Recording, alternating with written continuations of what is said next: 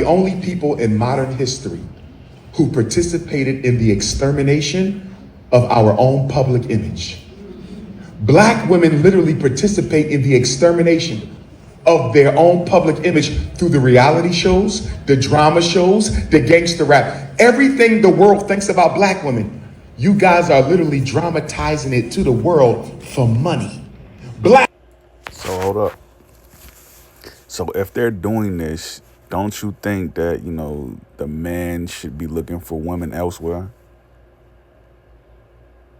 Like, the points he make are very valid. Like, don't you think that the men, who are here in America, who are a couple generations removed from the slave revolt or the ships coming from the Atlantic coast and docking at Virginia, don't you think those men should be looking for women of other cultures?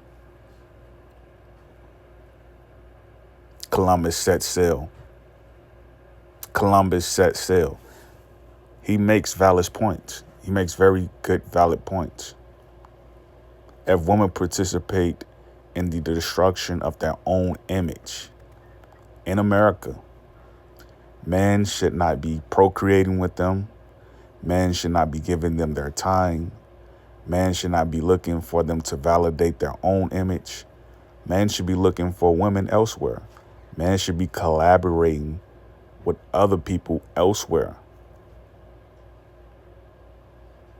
Like, even when you look at our men here in America, like, they aren't going into chemistry.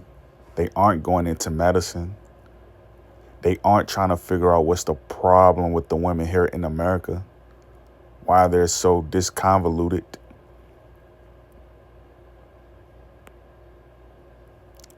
Dr. Umar Johnson, he makes valid points, him being a licensed psychologist. Like, he makes valid points. I think it's time for men to start looking for women of other cultures to replace the women in America with. I think it's that time. If women have a child, a male son who may turn 16 and he's outside, adopting gang culture, getting shot at, shooting at people, are you sure that's a woman who you want to procreate with? You know what I mean? I just got done listening to a video with the brother Atanchinus one, and he's been on record for saying he was Moorish American, right? And he would get on American Indians, who had bad things and negative things to say about Moors. You know what I mean? You can kind of see how this cloak has like risen its head out the sand. You can kind of see how it's like happened, right? A lot of people don't like dark-skinned people in America. A lot of people don't. No matter if these people are white, Indian, or actually calling themselves black. They don't like dark-skinned people. Because when you look at history, and everybody knows this, everybody knows that, Columbus was a dark-skinned man. When you hear things like A1 say today, brandish across the screen, F Africans. When you see things like that, it makes you wonder, like, where are people taking this movement of we don't like Africans? Where are they taking it to? Where are they taking it to? The Africans that I've met in places like South Carolina, Minnesota, I've been all around the country and like met different people from different walks of life. I've met Puerto Ricans from like the East Coast, right? They're flamboyant, right? But you see Africans in comparison, Africans are kind of like glued to the personality of the person they're talking to. They're picking their brains. They're trying to get to know them. They're accepting. They're loving. You know what I mean? These are the Africans I've come across. Maybe Somalis, they kind of like do their own thing, like Liberians, Guineans, Sierra Leoneans, Gambians. These West Africans, they're not like that, but they catch all the hate, all the vitriol. They catch all the disappointment. You see what I mean? Like Ethiopians, they kind of do their own thing, but they also like accept others. And I have to tell this story again because people aren't going to really know the point that I'm coming from or trying to make. When I was working in Minnesota as a young man, right, I was in nursing. I would be ready to clock out, get ready to go home to my apartment. And everybody would, crowd at the table, Kenyans, Ethiopians, not Somalians. Somalians, they kind of like, they were having trouble with the employment system at the time. Somalis will have trouble with the whole jurisdictional hierarchy or oligarch. They will have trouble with Minnesotans. Ethiopians, they fared well. West Africans, they fared well. So mainly the people who would be in nursing will be like the older Ethiopians, women and men, older Liberians, older Kenyans, and they would invite me to the table to eat and talk. You know what I mean? Like they weren't just like, oh, this is just an African table. No one else is invited. And they look at me and they would think that I'm African, right? Because I have dark skin. They would look at me and think that I'm one of them. And like we would like have so many conversations about what's going on in America, what's going on in other countries. And like their humor would just like suggest to me that, they finally made it home. They've arrived. I felt like Africans were home just by being here in America and by them opening up. So again, like we can't just, paint this generalization about Africans being some type of issue here in America as far as them being upstanding or, kind of narcissistic, because they're not narcissistic. And like you can't blame Somalis for not wanting to cohabitate with everyone. They're Muslims. You know what I mean? So like they have a covenant, and like you have to respect that covenant.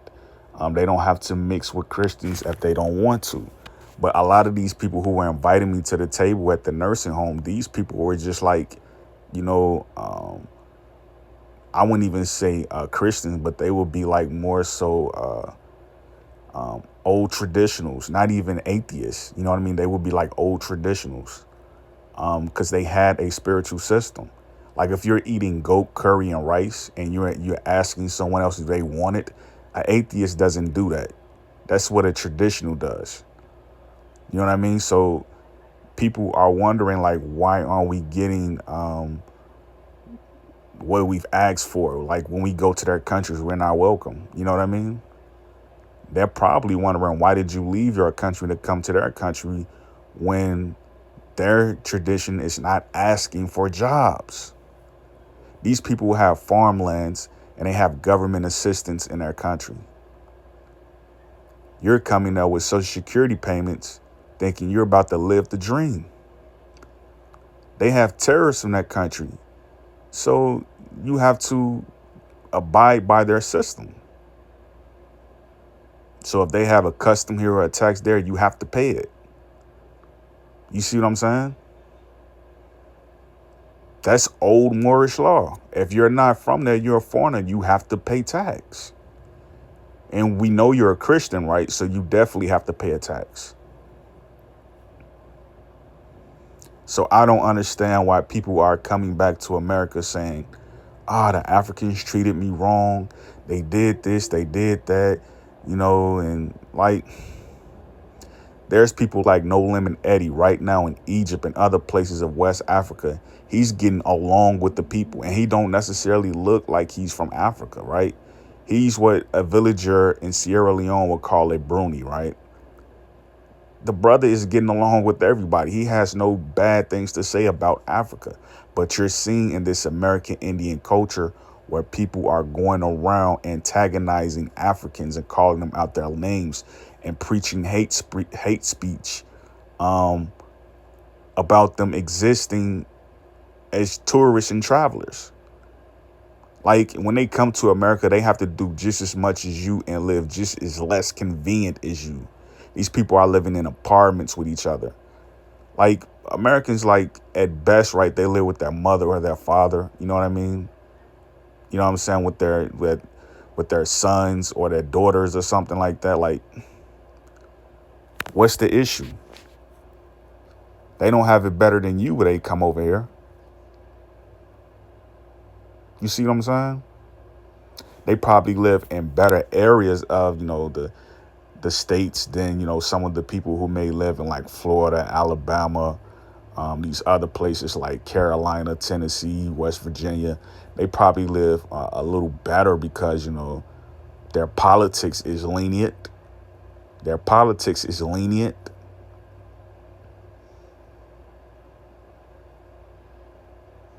So again, this hate speech, this hate rhetoric is going to backfire. And like, it's already karma, right? It's already in the Akashic records, right? And I have to say that, given the fact that, people are listening, but they aren't necessarily saying anything. A lot of us have people in our families who look like these people, and they're coming at Africans, not knowing that, some of them do side with Africans, some of them don't side with Africans. So like you're attacking an African and someone who in your family is just like, where is this coming from? You know what I'm saying? Like, am I not African? Do I not look African to you? Like you hear the comedian guy, he gets on stage making jokes about how Africans smell. That backfired quickly. And like, even when they do these things, I have to go up and I have to clean this stuff up because I don't want people thinking that, I agree with people who have a xenophobic view towards them or towards Africans. I don't want people to think that. So I have to go back and clean that stuff up.